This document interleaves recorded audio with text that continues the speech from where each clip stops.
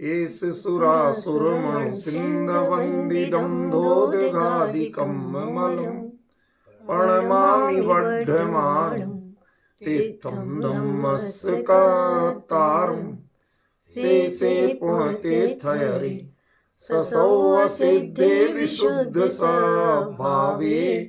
समणेयणानदंसं चरित तव वीर्यायारे ते सौवे समगं पतेगमेव पतेगं वन्दामि वयवट्टन्ते अर्हन्ते मानुषे खेते किच्चा अरिहन्ताणं सिद्धाणं तैणमो गणहराणम् अज्जावैवगाणं साहूलं चैव सौवेसिं तेसिं विशुद्धदंसं प्राणपहाणासमं समासेज्य उपसंपयामि सम्मं जतो निर्वाणसंपत्ति।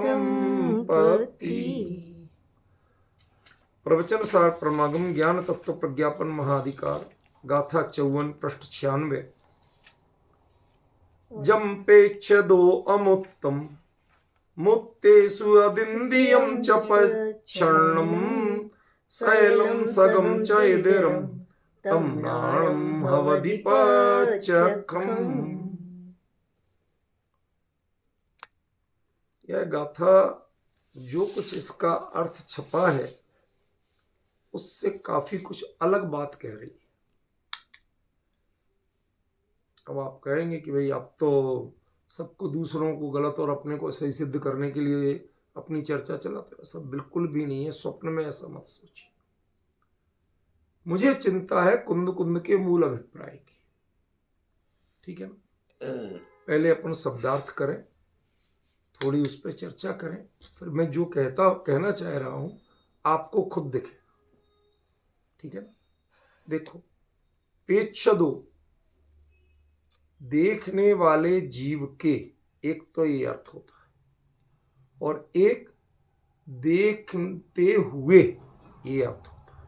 यहां पर लिखा हुआ है, मैंने अलग से, ठीक है ना। अभी और खुलासा करूंगा, शब्दार्थ समझ लो। पेच्छदो माने देखने वाले जीव को, जब माने जो, मुक्तेषु अमुत्तम मूर्तिक में भी अमूर्तिक, अतीन्द्रिय प्रच्छन्न सकल स्वयं और अन्य का प्राणम हवदि ज्ञान होता है। तम प्राणम पच्छखम हवदि, उस ज्ञान को प्रत्यक्ष कहते हैं। केवली का ज्ञान प्रत्यक्ष है, असल प्रत्यक्ष तो वही है। बाकी तो अवधि मना पर्याय कहने के प्रत्यक्ष जरूर है। क्यों? क्योंकि उसमें कर्म के क्षोपसम की ऐसी अपेक्षा विशेष नहीं है, या इंद्रिय आदि की अपेक्षा नहीं है। बाकी वो वास्तविक प्रत्यक्ष नहीं है। क्यों? अक्ष माने आत्मा, और आत्मा की प्रतीति के बिना ही वो ज्ञान होते हैं, क्योंकि उनमें तो मूर्तिक पदार्थ को जानते हैं, चाहे अवधि ज्ञान हो चाहे मना पर्याय ज्ञान हो। तो मूर्तिक में आत्मा कहां से आ जाएगा, समझ गया। इसलिए वास्तविक प्रत्यक्ष तो केवल ज्ञान ही, ठीक है। उसकी बात करें, तमणाणम पच्चखम हवदि। अब हम दूसरे शब्दों में कहें इस बात को, तो केवल ज्ञान की प्रत्यक्षता क्यों है, या केवल ज्ञान प्रत्यक्ष क्यों है, उसका विवेचन इस गाथा में किया गया है, ठीक है। अब और बाकी उत्थानी का क्या है, हम कहीं नहीं जाना चाहते।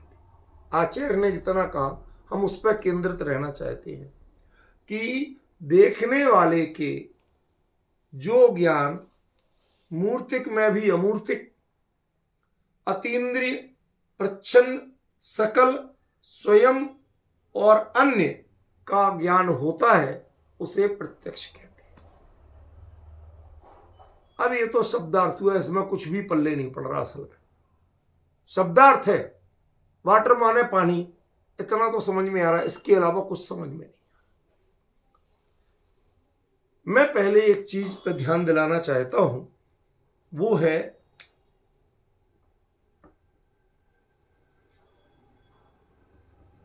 ये सर्कल दिख रहा है आप लोगों को? अब भी नहीं दिखा? देखो भाई, थोड़ा डार्क, चश्मे का नंबर बदलो नहीं तो। देखो अब दिख रहा है, ठीक है। सयलम सगम चा इदरम। आपको ध्यान हो कि मैंने सकल का अर्थ क्या बताया था 2 गाथा पहले? याद है किसी को कि सब सोता है?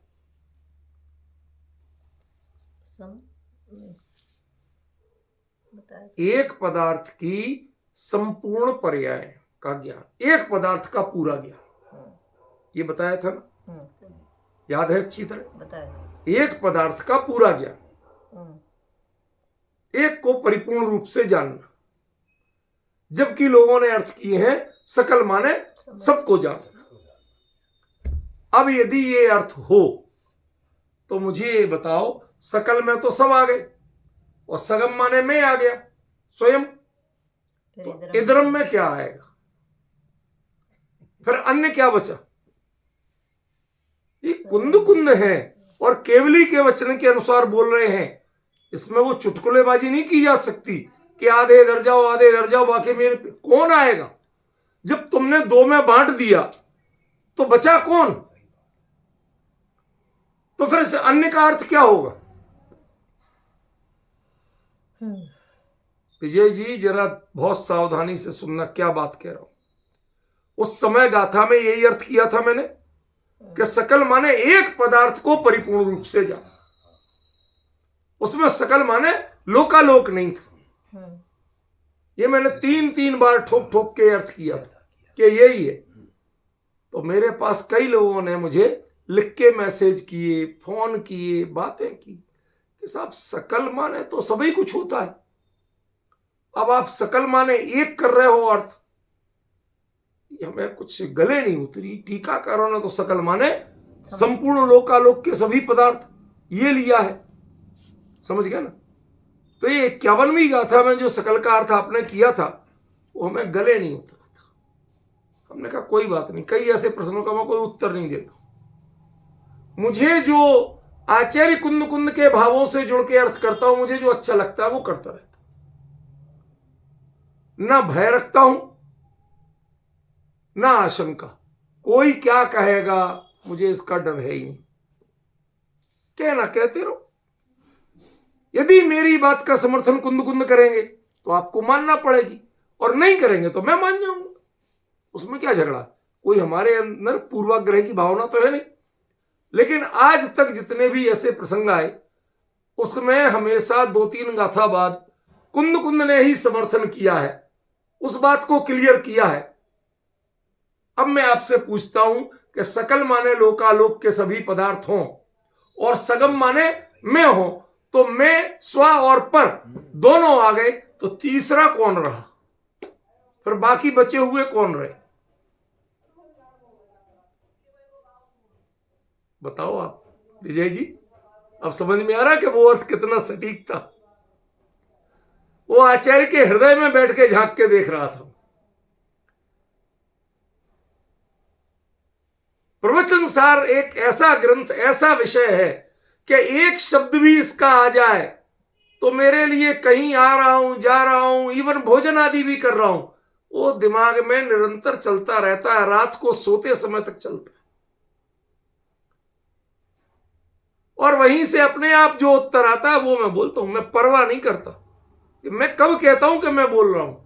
मैं तो यही कहता हूं कुंद कुंद ने जो कहा वो तो खाली ये मुंह मेरा है, वो भी जड़ है काय को हमारा। समझ गए ना? हमारा कुछ नहीं। समझे कि नहीं?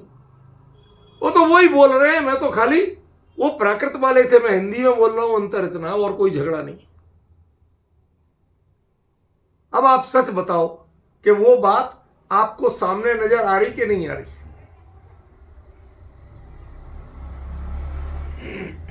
भाई जो सकल को भी जाने, स्वयं को भी जाने और अन्य को भी जाने। यदि सकल में सब कुछ आ जाएगा तो अन्य में क्या आएगा?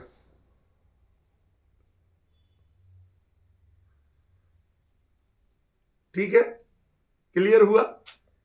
चलो, एक बात आपको पिछली जो अपनी चल रही थी वो आचार्य से ही प्रमाणित हो गई ना, मुझे तो कोई प्रमाण देने की जरूरत नहीं पड़ी, आपको क्लियर हुआ। चलो आगे देखते हैं। अब यहां मूल विषय है पेक्ष दो। पेच, देखो मैं कुछ चीजें आज आपको सिखाऊंगा, शांत मन से सुनना। भले ही भाषा की सही, लेकिन ध्यान रखना आचार्य के शब्द ही आचार्य का हृदय खोलेंगे। उन्होंने जो शब्द रखे वो बहुत सोच समझ के रखे, तो आपको थोड़ा समय तो देना पड़ेगा, उपयोग तो लगाना पड़ेगा। देखो, प्रा तो प्रा है उत्कृष्ट रूप से।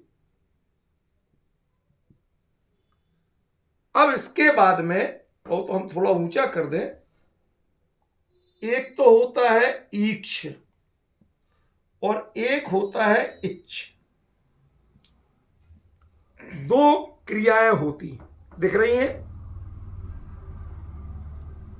नहीं, वो दो स्टूल उस पर रख दे, आज दिखाना पड़ेगा। हो गया, दो क्रियाएं हो गई, एक इच्छ क्रिया, एक ईक्ष क्रिया। ईक्ष माने होता है देखना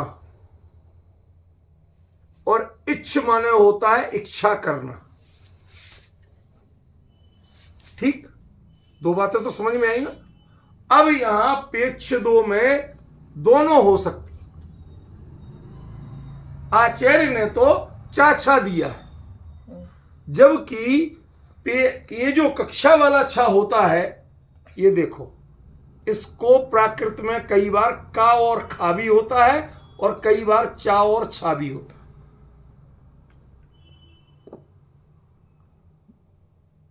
देखो, आपको सत्य तक ले जाना है तो हमें ये छोटी छोटे आधार बताना पड़ेंगे।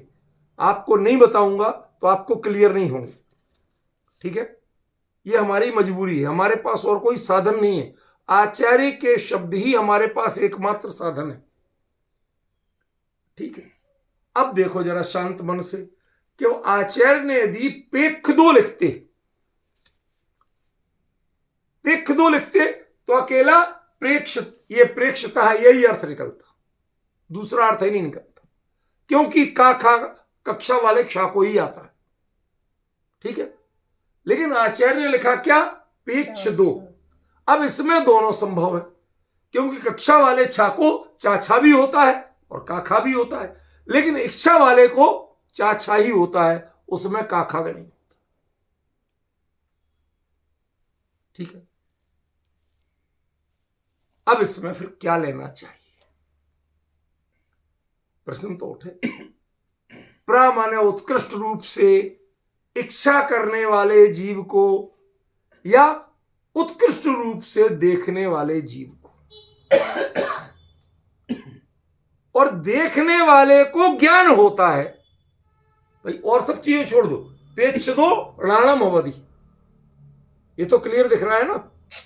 देखने वाले को ज्ञान होता है, तो आचार्य कहना क्या चाहते? देखने वाले को दर्शन होता है, ये कहते तो हमें समझ में आता। बात कर रहे देखने की और कह रहे होता ज्ञान है।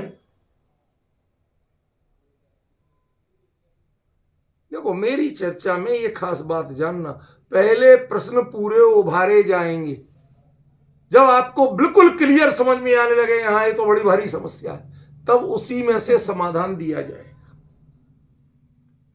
इस चर्चा के बाद मूल गाथाओं में आपको शंकाएं नहीं रह सकती, बनी रहे तो बनी रहे, उसको मैं क्या कर सकता हूं, लेकिन मैं अपनी ओर से कोशिश करता हूं कि शंकाओं की गुंजाइश नहीं छोड़ता। समझ गया? अब जो मूल बात है उसके अलावा आप दृष्टांतों में शंका करने लगो, जिज्ञासा करने लगो, वो बात अलग है। हमारा प्रतिपाद्य आचार्य कुंद कुंद की मूल गाथा के विषय है, दृष्टांत हमारे प्रतिपाद्य नहीं। वो देना पड़ते हैं, जो आता है विषय को समझाने के लिए दे देते हैं।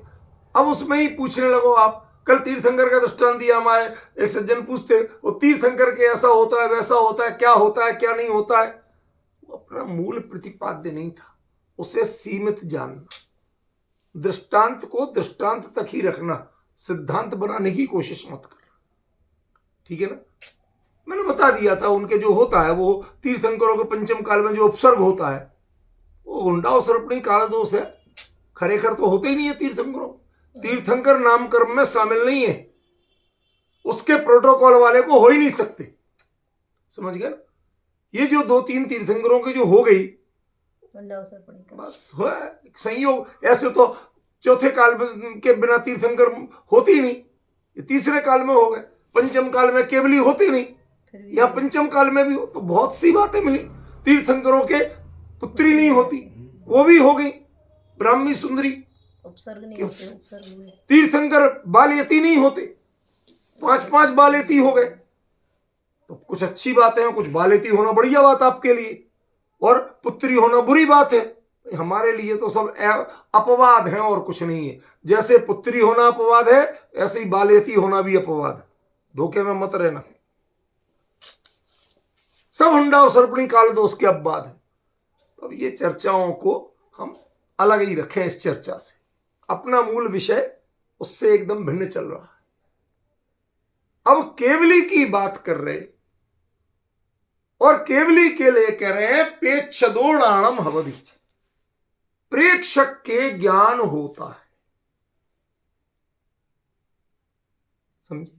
प्रेक्षक अब देखने वाले को आपने कह दिया, इच्छा करने वाले को, बड़ी ऊंची इच्छा करने वाले को ये तो कह नहीं सकते। क्यों? क्योंकि प्रत्यक्ष ज्ञान इच्छा पूर्वक नहीं होता। केवल ज्ञान उसके इच्छा होती ही नहीं, वीतरागी इच्छा हो ही नहीं सकती। तो वो निदान तो मिल गया। अब क्या है? पेक्ष दो, ये रूप किसका है? ये करता है कि संबंध कृदंत है या वर्तमान कालिक कृदंत है? आप समझते हैं दोनों में अंतर? नहीं जानते तो पूछा करो। बात आ गई तो समझना तो पड़ेगी, नहीं समझोगे तो हम तो बोल जाएंगे, आपको पल्ले ही नहीं पड़ेगी, फायदा क्या? तो पूछा करो कि भाई साहब ये क्या है, ये वर्तमान कालिक कृदंत क्या होता है? उसका अर्थ है करते हुए कोई भी कार्य, जो क्रिया है उस क्रिया को करते हुए जो ज्ञान होता है, और एक उस क्रिया के करने वाले को जो ज्ञान होता है। दो रूप हो गए। कर्ता में क्या अर्थ होगा? उस क्रिया को करने वाले को जो ज्ञान होता है, उस ज्ञान को प्रत्यक्ष कहा गया। और दूसरा, उस क्रिया को करते हुए, माने देखने की क्रिया को करते हुए जो ज्ञान होता है। ठीक है ना? अब आप देखें यदि कि प्रेक्षमाण पुरुषस्य, ये जयसेनाचार्य का अर्थ है, कर्ता, देखने वाले पुरुष के लिए। अब देखना मजे की बात, षष्ठी उन्होंने भी दी, समझ गया ना? संबंध कारक उन्होंने भी दिया, लेकिन दिया है, चलो कोई बात नहीं। कुंद आचार्य देखते हैं, लिखते हैं प्रेक्षता।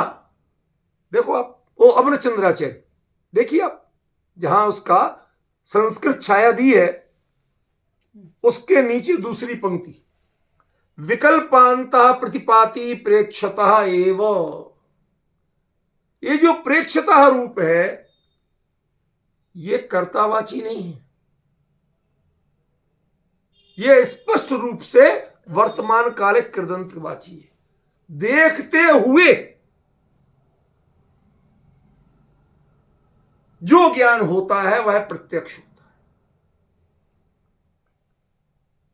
रूपल बहन, आप कल्पना कर पा रही हो कि मैं क्या कह रहा हूं, क्या कहना चाहता हूं? कोई भी अंदाज लगा पाया अभी तक? जिन शासन का इतना बड़ा रहस्य है, ये अन्य लोगों के लिए, छद्मस्थ जीवों के लिए देखने के बाद ज्ञान होता है। दर्शन और ज्ञान युगपत नहीं होते, और केवली के दर्शन और ज्ञान युगपत होते हैं, देखते हुए ज्ञान होता है।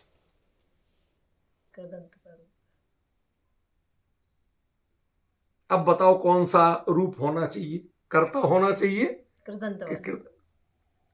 देखो मैं बात करता हूं लेकिन उसका सारा पूरा ऑपरेशन करके खोल के रख देता हूं। आप खुद पहचानो क्या होना चाहिए, खुद तय करो क्या होना चाहिए। युगपत वाला। समझ गए? तो ये जो ज्ञान प्रत्यक्ष तमणाणम पच्चखम अवधि, वह ज्ञान प्रत्यक्ष होता है। जब आचार्य ये बात कह रहे हैं उसका मतलब क्या है? उसका सीधा मतलब है देखते हुए जो ऐसा ऐसा ज्ञान होता है। अब देखो असल बात तो इतनी है कि इतना ही कह दें कि देखते हुए जो ज्ञान होता है वो ज्ञान प्रत्यक्ष होता है। मत कहो कोई विशेष। क्यों? एक ही ज्ञान देखते हुए होता है, बाकी तो देखने के बाद होता है। बराबर। क्या अंतर समझे?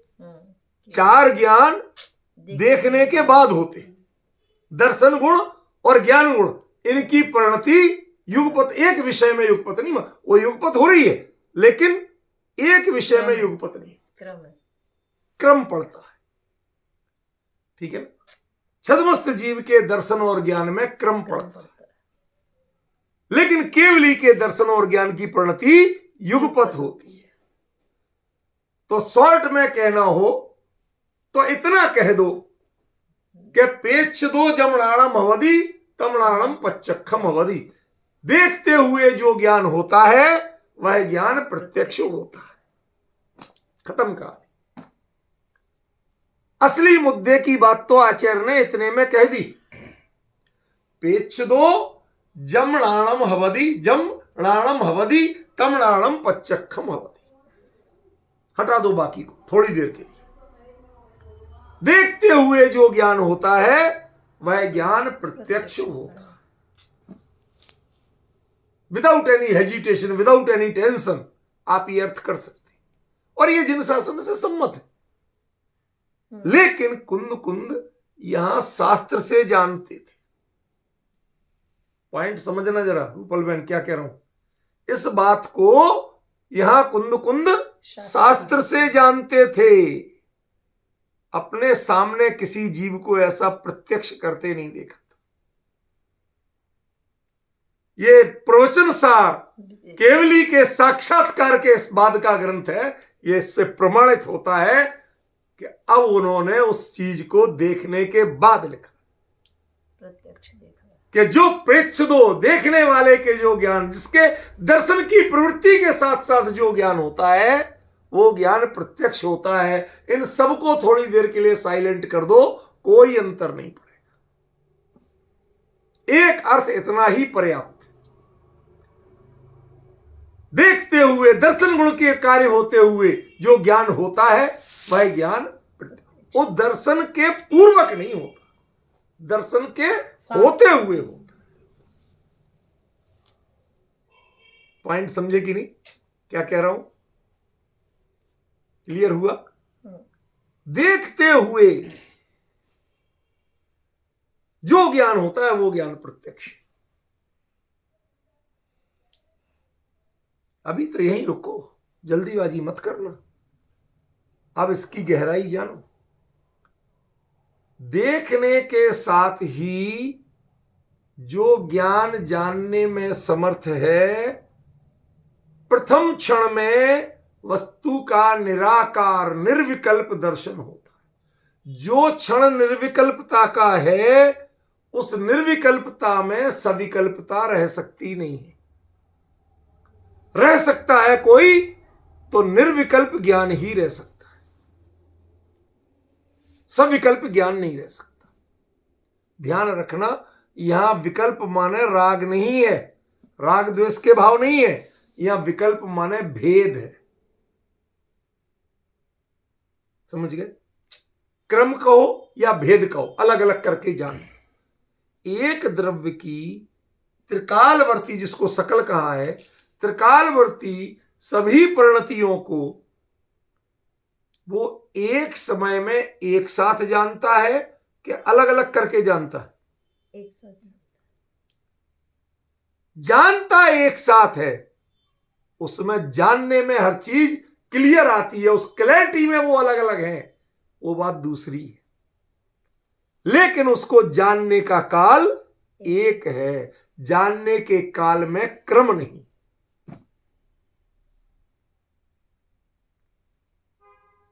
पहले पहले दिन तो रूपल बहन यही चलता है, एक एक शब्द पे कसरत हो के, मेहनत हो के, पहले शब्दार्थ ही क्लियर हो जाए, मर्म तो उसके बाद में खुलेगा। हम क्या करें, हमारी मजबूरी है।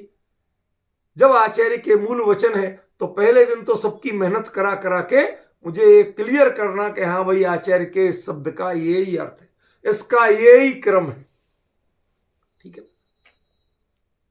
तो देखते हुए निर्विकल्पता की अवस्था में निर्विकल्पता ही रह सकती है, सविकल्पता नहीं रह सकती। और जो ज्ञान निर्विकल्प हो, बहुत सावधानी से सुनना अगला शब्द में क्या करूं, जो ज्ञान निर्विकल्प हो वही प्रत्यक्ष हो सकता है, सविकल्प ज्ञान प्रत्यक्ष नहीं। विकल्प में भेदा जाएगा।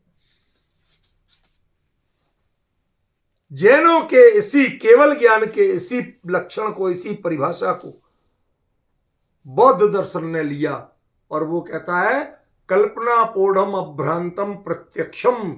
कल्पना पोढ़ का अर्थ है निर्विकल्प, निर्विकल्पम ज्ञानम प्रत्यक्षम, ये बौद्ध कहता है। और महात्मा बुद्ध कौन थे? आपको एक बार बताया था मैंने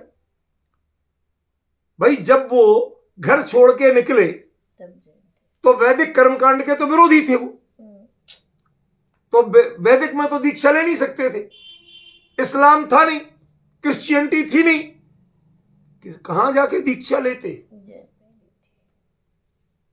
समझ गए? उन्होंने लिखा है अचेल को होमी पानी पत्थो होमी। मैं अचेलक हुआ, मैं हथेली में आहार लेता था, पानी को पात्र बना के।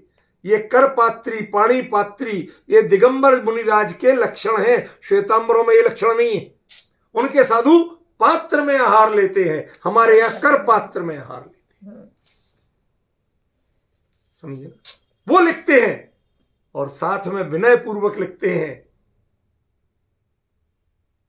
महादि महावीरो, भगवान महावीर के लिए महादि महावीरो, वो बहुत महान है हमसे। वयसी जेठो, उम्र में भी ज्येष्ठ है और गुणों में भी हमसे श्रेष्ठ। ये महात्मा बुद्ध स्वयं लिखते, जबकि वो समकालीन थे, लेकिन महावीर कुछ बड़े थे। बुद्ध उनसे चर्या में, दीक्षा में अपेक्षा के जूनियर थे। इस बात को वो महात्मा बुद्ध ने स्वयं लिखा है। अभी हमने यूनिवर्सिटी में 10-12 दिन 15 दिन पहले एक बौद्ध दर्शन के बहुत बड़े अंतरराष्ट्रीय स्तर के विद्वान को बुलाया था, उनसे व्याख्यान कराया। हमने पूछा, हमने कहा भाई साहब ये जो बात हमने पढ़ी है क्या है? कहते बिल्कुल 100% सच्ची। कहते महात्मा बुद्ध इस बात को ईमानदारी से स्वीकार करते।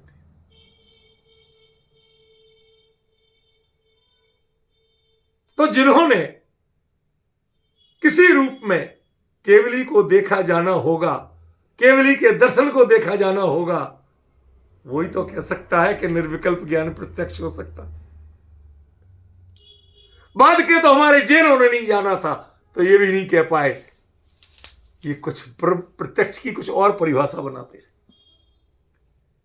जो इंद्रिय मन से अतीत, ये सब चीज, ये तुम निमित्तों के अधीन परिभाषा क्यों बनाते हो? ज्ञान के उपादान की परिभाषा क्यों नहीं बनाते? समझ रहे ना? कितना बड़ा अंतर पड़ गया।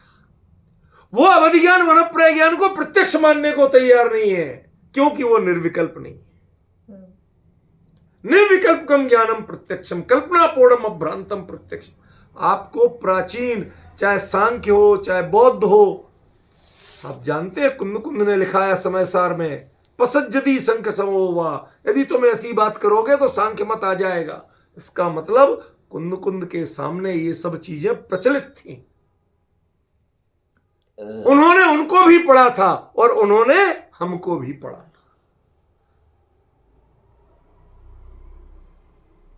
तो उन चीजों को हमें समझना होगा, पहचानना होगा।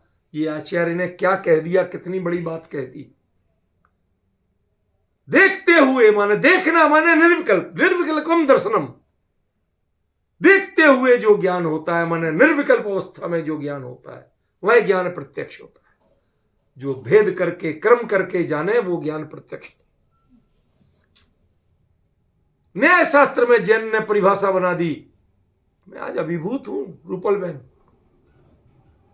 बौद्ध तो नहीं बनूंगा, लेकिन बुद्ध के प्रति थोड़ी सी कृतज्ञता आ रही है। सच कह रहा हूं। आज हमारे आचार्य लिखते विस्डम प्रत्यक्षम, जो स्पष्ट हो, निर्मल हो। स्पष्ट और निर्मल, ये टेक्निकल वर्ड कहां है? हम भी कहते मैंने अपनी आंख से देखा, चश्मदीद गवाए हूं, आई विटनेस हूं। तुम्हारी इनको भी प्रत्यक्ष कहोगे क्या? फिर साम व्यवहारिक प्रत्यक्ष तो इनको भी प्रत्यक्ष किया था। आप स्पष्टता के चक्कर में उलझे रहे। वह क्लियर है या नहीं है? क्लियर वही होगा जो निर्विकल्प, बिना किसी विकल्प, बिना किसी भेद के एक साथ जानने में समर्थ होगा, वही प्रत्यक्ष होगा। ये बहुत बड़ा कॉन्सेप्ट है। आज तक हम बौद्धों का खंडन करते थे। आज हम, भले ही तुम्हारी मान्यता क्या थी, तुमने उसकी व्याख्या क्या की, उसमें नहीं जा रहा, उस सब का समर्थन नहीं कर रहा, उसका तो अभी भी खंडन करूंगा। लेकिन जो शब्द का प्रयोग किया आपने, निर्विकल्पकम ज्ञानम प्रत्यक्ष, एक बड़े बौद्धाचार्य ने ये परिभाषा दी। भाई ज्ञान और निर्विकल्प, तुम्हें तो केवल ज्ञान है ही नहीं, तुम तो निर्विकल्प ज्ञान जानते ही नहीं हो। लेकिन उन्होंने जब उन्होंने कहा, हमारे गुरु ने कहा था, तो वही होता ही होगा। समझ रहे ना भाई साहब? अब कुछ समझ में आ रहा है कि इन शब्दों के पीछे कितना बड़ा रहस्य छुपा हुआ है। कुंद ने जो बात बोल दी, उस बात के पीछे कितना बड़ा रहस्य है। अब ये प्रेक्षदो माने प्रेक्षक है कि प्रेक्षता है। प्रेक्षता माने प्रेजेंट कंटिन्यूअस टेंस। देखते हुए जमणाणम अवधि, जो ज्ञान होता है, तमणाणम प्रत्यक्षम अवधि, वो ज्ञान प्रत्यक्ष होता है। अभी और चीजों को थोड़ी देर छोड़ दो। अभी तो आचार्य ने इतना बड़ा रहस्य दे दिया आपको। कौन ज्ञान प्रत्यक्ष है? दर्शन के साथ निर्विकल्प अवस्था में जो ज्ञान होता है, जिसे भेद करने की जरूरत नहीं, एक बार में सब कुछ जिसमें समाहित होता है, जिसे एक एक करके भेद करके देखने की जरूरत नहीं, वो ज्ञान प्रत्यक्ष। वह ज्ञान निर्मल होता है, विशद होता है, ये सही है।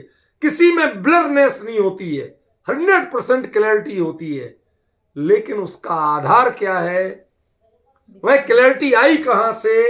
निर्विकल्पता के कारण आई है। वह क्लैरिटी आंख खोल के देख देने के कारण नहीं आई है। वह पदार्थ को बिल्कुल पास में लाके देखने के कारण नहीं आई है। डिफरेंस समझ रहे हैं? ये पहला ही वाक्य में बहुत कुछ हो गया। सारा लक्षण कह दिया आचार्य ने। पेक्षदो जमणाणम अवधि तमणाणम प्रत्यक्षम। देखते हुए जो ज्ञान होता है, वो ज्ञान प्रत्यक्ष होता है। अब ये सब जो बातें हैं, अब इसमें यदि मिलाएंगे तो इसका मूल अर्थ रह जाएगा। एक चीज क्लियर होने दो पहले, फिर दूसरी चीज की चर्चा करेंगे। इन्होंने जो दुनिया भर के और नाम दिए, ये क्या है, क्यों है? पिछली गाथा में अमुत्र अतीन्द्रिय को आपने कह दिया था, वो तो अथेसु, वो पदार्थों का होता है। समझ गया? वो ज्ञान का आधार ही नहीं है। ज्ञान तो अतीन्द्रिय, जो तेसु परम, उनसे जो उत्कृष्ट ज्ञान है, उसको तुम जानो। यही कहा था कि नहीं कहा था? उसको जानना चाहिए। और यहां पर वो यमुत्तम मुत्तेसु अमुत्तम अदिंदियम पच्छरणम शैलम सगम चैद्रम, ये सब जो बातें कह रहे हैं, ये है क्या? पिछली गाथा में जिसको आपने मना किया, इसमें उस सबको ले लिया। अरे आप पकड़ ही नहीं पाए, अर्थ ही नहीं हुआ इस गाथा का सही, इसलिए आपको लग रहा ये करता नहीं है। इसमें देखो, आप जरा पढ़ो, शांति रखो, अन्वयार्थ पढ़ो। देखने वाले का जो ज्ञान, अन्वयार्थ पढ़ो, अन्वयार्थ। देखने वाले का जो ज्ञान, देखने वाले का, देखते हुए नहीं, देखने वाला करता हो गया। करता आ गया। अब समझ में आ रहा मैं कहां आपको दिखाना चाहता था, क्यों टोक रहा था? आई पकड़ में बात? रूपल बहन, क्यों टोक रहा था? इसलिए टोक रहा था। यदि चूकोगे आप तो असली अर्थ ही नहीं पकड़ पाओ। देखने वाले का ज्ञान माने उसके दोनों हो सकते हैं, क्रम से भी हो सकता है, युगपत भी हो सकता है। क्या गारंटी है कि वो देखते हुए ही ज्ञान हो, वो युगपत ही हो? इसकी क्या गारंटी है? नहीं। लेकिन देखते हुए जो ज्ञान, उसकी गारंटी है कि वो युगपत ही होगा, वो क्रम से नहीं हो सकता। और ये कैवल्य अवस्था के अलावा अन्य किसी अवस्था में होता ही नहीं। छद्मस्त अवस्था में ये चीज होती ही नहीं। तो असल में मूल वाक्य इतना ही है कि पेच्छ दो जमणाणम हवदी तमणाणम पच्छखम हवदी। देखते हुए जो ज्ञान होता है वह ज्ञान प्रत्यक्ष है, देखने वाले का ज्ञान प्रत्यक्ष नहीं है। आप पदार्थों के आधार पर प्रत्यक्षता कह रहे हो, और वो तो देखते नहीं है, दिखता है। वो दिखते हैं। देखते तुम तो आधे को देखो, पूरे को देखो, ये मुद्दा कहां था? वो है ही नहीं, करता उसके देखते बनते नहीं। क्योंकि जो लोकालोक है, ऐसे अनंत लोकालोक आ जाए तो अभी केवली का ज्ञान प्रत्यक्ष जान सकता है। वह ज्ञेय पर आधारित नहीं है, उसकी सामर्थ्य ज्ञेय से उत्पन्न नहीं हुई है। उसको सर्टिफिकेट ये ज्ञेय नहीं दे रहे हैं कि लोकालोक को जान लिया भाई साहब, आप बहुत बड़े आदमी हो। कहते हम तुम्हारे लोकालोक के कारण बड़े नहीं। समझ गए? इसके कारण हम बड़े नहीं हैं। हमारे बड़प्पन का आधार तो कुछ और है। वो इतना विशाल है कि तुम्हारे पास उतनी चीजें ही नहीं है दिखाने को जितनी हम देख सकते। समझ गए? वो है केवल ज्ञान की महानता, वो है केवल ज्ञान की उदारता। उदार माने विशाल, उदार माने दयालु नहीं। शब्द ध्यान रखना, वास्तव में उदार शब्द का अर्थ विशाल होता है, दयालु नहीं होता। ये आजकल हम उदार का शब्द दयालु समझने लगे, ये हमारी थोड़ी समझ का अंतर। समझ गए? जो उदर बोलते हैं पेट, वो बड़ा होता जाता। वैसे ही शरीर में कंपैरेटिवली इतनी कोई चीज नहीं ले सकता।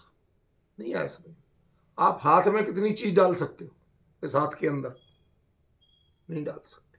रोटी डाल सकते हो, ऊपर रख लो, मैं अंदर डालने की बात कर रहा हूं। नाक में डाल सकते हो, एक निवाला भी पूरा नहीं जाएगा। कान में, और इसमें सब समा जाता है। सारे जिंदगी खाते रहते हो। सब समा जाता है। समझ गए ना? इसलिए इसको उदर कहा गया, क्योंकि ये उदार होता है, विशाल होता है। समझे कि नहीं? तो हमें अभिप्राय समझना पड़ेगा। वो उदार है, केवल ज्ञान इतना उदार है कि संपूर्ण लोकालोक आके उसमें समा जाए। अरे साहब गजब है, लोकालोक को जान गए। तुम भले आदमी केवल ज्ञान की महिमा कर रहे कि लोकालोक की महिमा कर रहे? किसकी महिमा कर रहे? तुम भगत किसके हो? तुम्हें क्या जानना है? केवल ज्ञान जानना है कि लोकालोक जानना है? यहां विषय है ज्ञान तत्व का प्रज्ञापन, यहां लोकालोक का प्रज्ञापन नहीं है। समझ में? इसलिए यदि ज्ञेय तत्व की बात आए भी तो तुम उसके माध्यम से ज्ञान को ही जानना, ज्ञेय का निर्धारण मत करने लगे, क्योंकि यह अधिकार ज्ञेय का है ही नहीं। यह अधिकार तो ज्ञान का है। यह ज्ञान तत्व मीमांसा का अधिकार है, और हम उसमें क्या करने लगे? ज्ञेय तत्व की मीमांसा करने। ज्ञान की पहचान ज्ञेय से, ज्ञान की महानता ज्ञेय से, ज्ञान की उदारता ज्ञेय से जानोगे तुम। उस ज्ञान की सामर्थ्य जानते हो जिसके लिए जिनवाणी में कहा ऐसे अनंत अनंत लोकालोक आ जाए, तो भी वो एक समय में बिना किसी तकलीफ के जान सकता। अब डिफरेंस ख्याल में पड़ा। उसको तुम ज्ञेयों की चर्चा से प्रभावित मत करो, उसकी पहचान तुम ज्ञेयों से मत करो, ज्ञान से करो। कौन सा ज्ञान? के ज्ञान दो ही तरह का होता है, एक दर्शन के साथ होने वाला और एक दर्शन के बाद होने वाला। अब बताओ कौन से ज्ञान की बात कर? किसे प्रत्यक्ष कहते? कि जो दर्शन के बाद होता है उसे जिन शासन में परोक्ष कहा, और जो दर्शन के साथ होता है उसे प्रत्यक्ष कहा। पूरा का पूरा कॉन्सेप्ट बदल गया, सारा सिनेरियो चेंज हो गया। हम जब पढ़ने शुरू किया था, अर्थ शुरू किया था, अमुत्तम अधिनियम सब पढ़ रहे थे, तो हमें लग रहा था ये तो सारी बातें उसी की हो रही हैं, जिन चीजों को मना किया उन्हीं को वहां कर रहे हैं। अरे भाई तुम मुद्दा पकड़ते ही नहीं। आज का मुद्दा सिर्फ इतना है, पेच दो जमनाणम हवदी तमनाणम पच्चखम हवदी, बात खत्म, फिनिश। ठीक है ना? जान देखने वाले के देखते समय, देखने वाले के भी नहीं, देखते समय जो ज्ञान होता है वो ज्ञान प्रत्यक्ष। ज्ञान की अपनी स्वतंत्र परिपूर्ण सत्ता है, उसको देखने वाले व्यक्ति आत्मा इससे किसी से मत जोड़ो, वो उसके कारण प्रत्यक्ष नहीं है।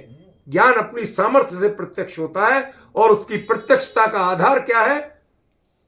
कि दर्शन के देखते हुए जो ज्ञान होता है, दर्शन के साथ जो ज्ञान, वो ज्ञान प्रत्यक्ष होता है।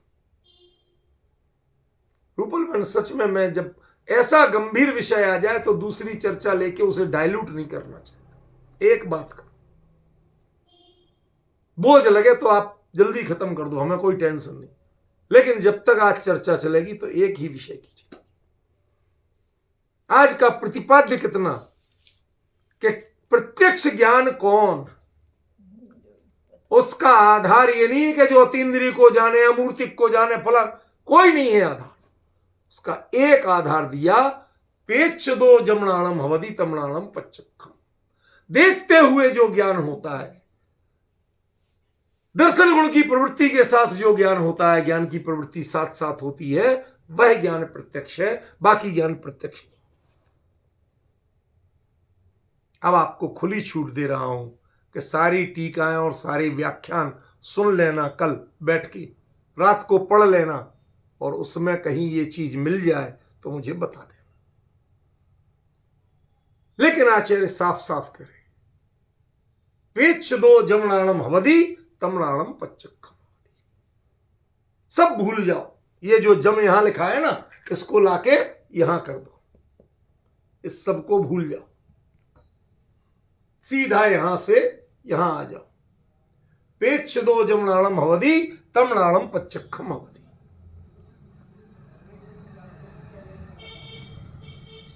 क्लियर हुआ? अब लगता है रूपल बहन कि ये बोर्ड नहीं हो तो आपको शायद ये पढ़ने में बहुत दुविधा हो। अब लग रहा है कि ये ले लेके मैं क्यों बैठता हूं, इसके बिना नहीं आएगा समझ में। ये जो उल्टे सीधे निशान, आड़े तिरछे तीर बना देता हूं, ये आपके लिए बड़ी मदद करती है। 3 लाइनें लगाई थी प्रेक्षता के नीचे, क्योंकि आपको बताना था कि प्रेक्षता का वो अर्थ है ही नहीं जो आपको पढ़ाया जा रहा है। ये ना इच्छावाची है और ना कर्तावाची है, ये क्रियावाची है। देखते हुए, प्रेजेंट कंटिन्यूअस टेंस, देखते हुए जो ज्ञान होता है वो ज्ञान प्रत्यक्ष होता है, और ऐसा ज्ञान अकेला केवल ज्ञान है। फिर पूछा कि इस ज्ञान में क्या क्या दिखता है।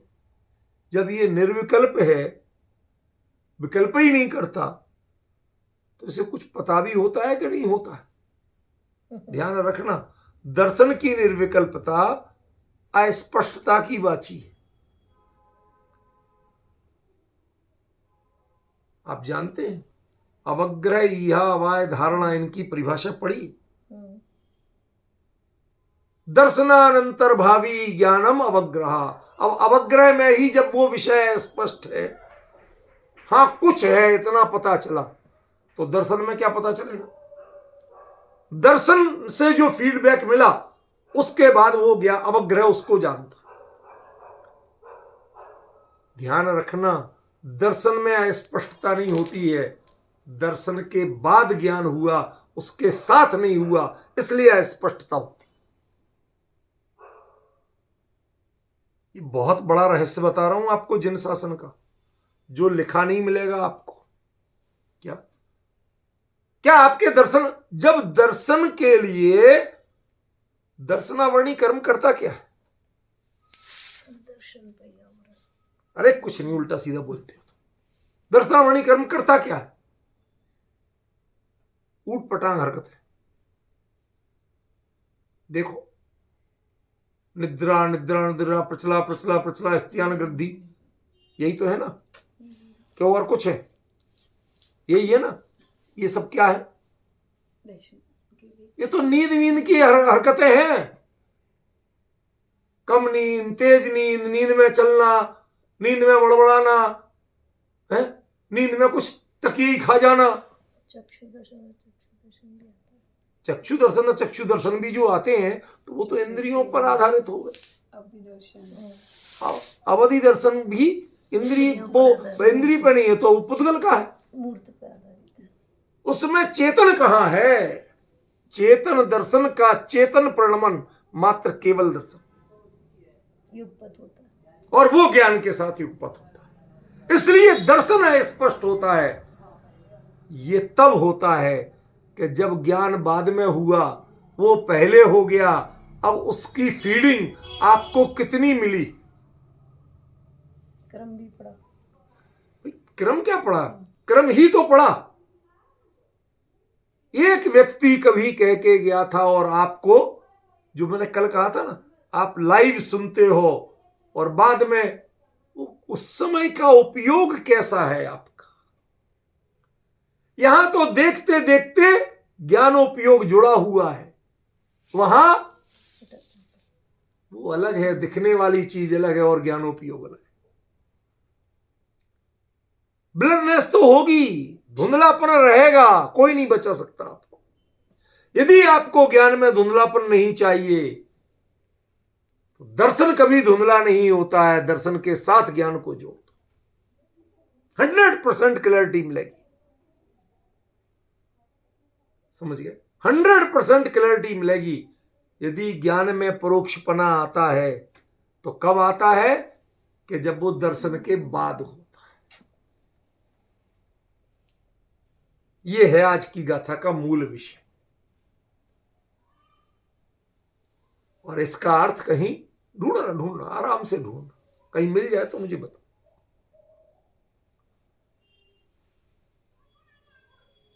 उपल बहन, बहुत शांत मन से समझिए, बहुत शांत मन से समझिए आचार्य बताना क्या चाहते हैं और हम पकड़ क्या रहे हैं, अर्थ क्या करें। मूल वाक्य इतना है, पेच्छदो जमणाणम भवदी तमणाणम पच्चखम भवदी। अब उस प्रत्यक्ष ज्ञान में हम जो जानते हैं उनमें से क्या क्या मिलता है? क्या प्रश्न किया? उस प्रत्यक्ष ज्ञान में क्या क्या मिलता है? जब तुम्हें विकल्प ही नहीं करना, भेद ही नहीं करना, सब कुछ गड्ढमड्ढ है। कहते गड्ढमड्ढ नहीं होता है, एक समय में जानते हैं, इसलिए युगपत कहा गया। अलग अलग समय में नहीं जानते। ये जुगवम पे कितनी चर्चा चली, कई गाथाओं में जुगवम का केंद्र बिंदु रहा। समझे कि नहीं? इसलिए इसको थोड़ा आपको पहचानना तो पड़ेगा। वो एक समय में हो रहा है, दोनों एक साथ हो रहे हैं, ये इंपॉर्टेंट। आपके लिए कोई दूसरा व्यक्ति बता रहा हो, एक मैंने प्रत्यक्ष सुना, अंतर पड़ता है। जिन्होंने गुरुदेव को प्रत्यक्ष सुना, उनकी वाणी कब कहां कैसे कैसे एक बार मैं बड़ा आश्चर्यचकित हुआ। गुरुदेव रामजी भाई से कहते, सभा, दोपहर का प्रवचन 2:30 से 3:30। उसमें राम जी भाई आ शू थई गयो, दीकरा बायડીનો हाथ पकड़ के डोले छे।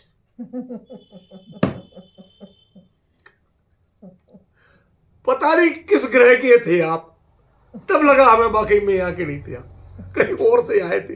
ऐसे इधर के होते तो आपको सब पता होता कि यहाँ क्या क्या होता। धोबी तालाब में जन्म जयंती उनकी थी, वहां उनका प्रवचन था। तो वो गाड़ी से जा रहे थे मंगल वर्धनी से, तो रास्ते में कोई थिएटर पे बाहर बड़ा बड़ा वो होर्डिंग्स लगते ना, कटआउट्स, तो उसमें हीरो हीरोइन का हाथ पकड़े था खाली, कोई वैसा सीन नहीं था, मात्र हाथ पकड़े। उसको देख के ऐसे राम जी भाई आज सुनते ही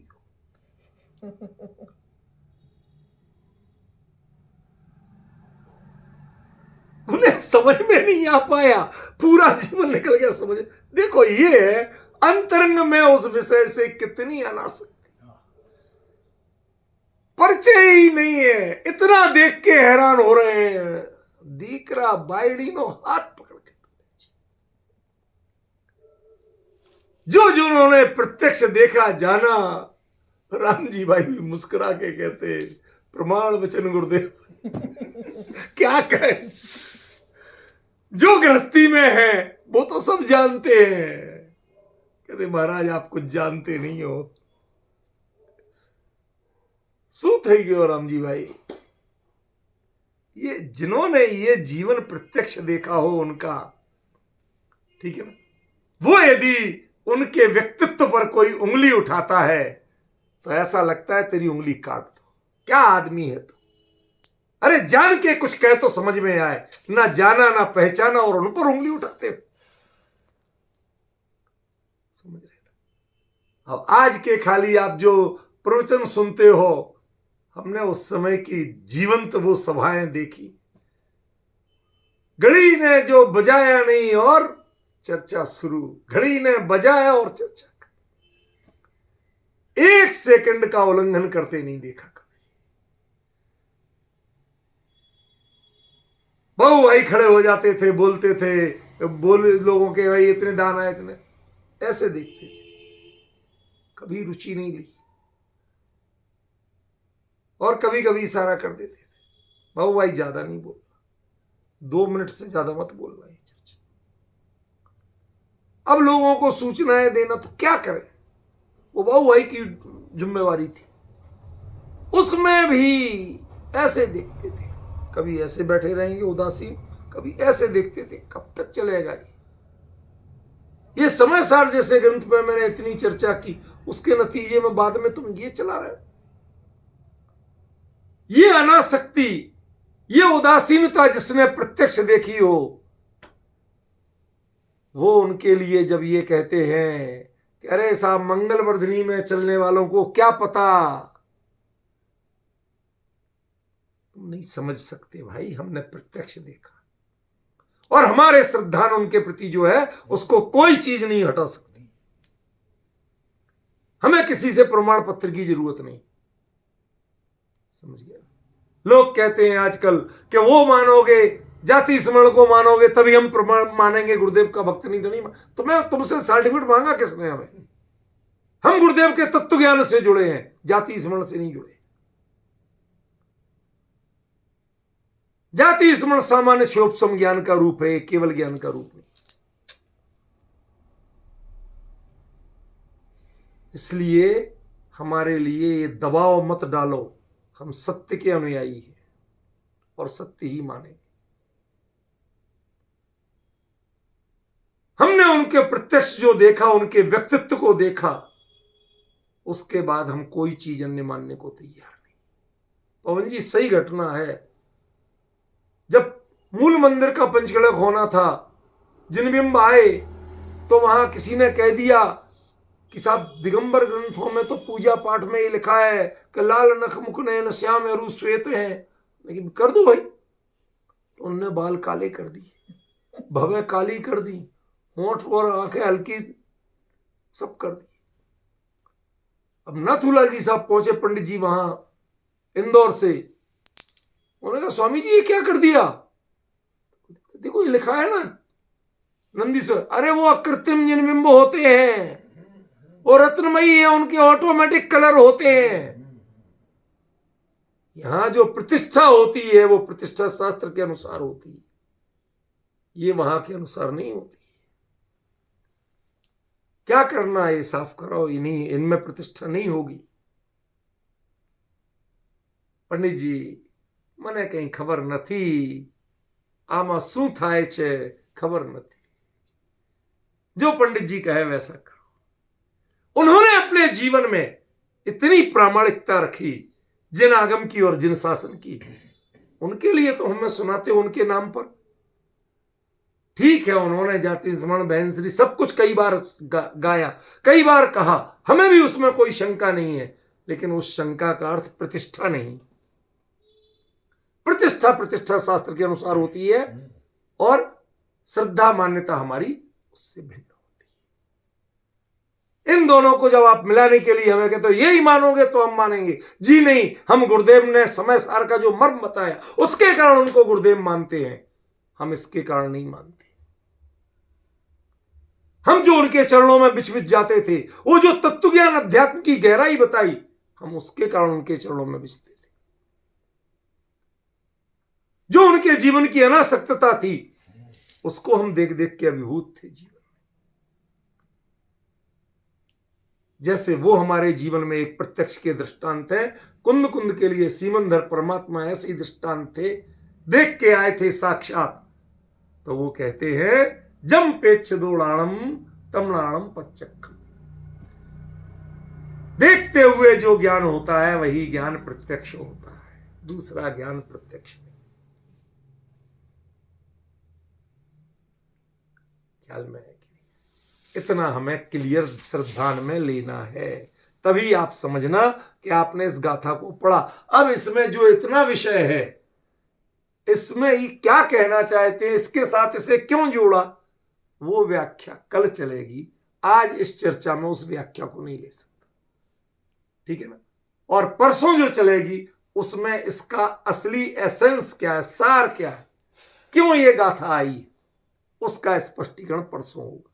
एक विषय में दूसरा विषय घुसा दो, कुछ भी क्लियर नहीं होता है, दिमाग का कीचड़ हो जाता है। इसलिए मैं विषयांतर का प्रवेश नहीं कर रहा। इस गाथा में दो बातें अलग अलग कही और असली प्रतिपाद्य तीसरा। ध्यान रखना, असली प्रतिपाद्य ना अकेला ये है ना अकेला ये है, इन दोनों को मिला के तीसरी चीज प्रतिपाद्य, उसके लिए इंतजार, उसके लिए तीसरा दिन आएगा जब मिलेगा। अभी से लालच मत कर, बहुत धैर्य चाहिए इस चर्चा के लिए। आज समय पूरा हुआ, विशेष चर्चा।